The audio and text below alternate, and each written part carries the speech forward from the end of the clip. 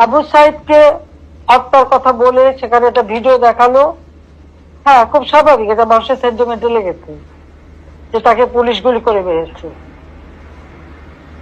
এখানে আমার প্রশ্নটা হচ্ছে, তাকে যদি পুলিশ গুলি করে থাকে, তো গুলি খাওয়া একটা লোক এরা টেনে নিয়ে গেল, এখানে কিন্তু কোনো রক্তের চিহ্ন দেখা যায়নি।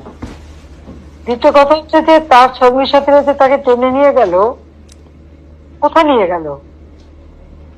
যার গুলি লাগবে তাকে তো সাথে সাথে হাসপাতালে নেওয়ার কথা।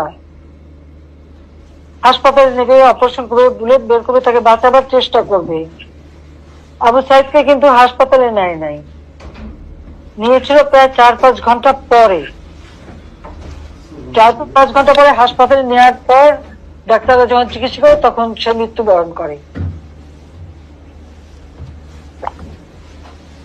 তার মাথায় আর একটা ভিডিওতে দেখা গেছে তার মাথা, ওরা যখন পুলিশকে ঢিল মারছে, সেও পুলিশকে মারতে মারতে এগিয়ে যাচ্ছে, তার মাথায় একটা ঢিল এসে পড়ে, সে মাথায় হাত দেয়।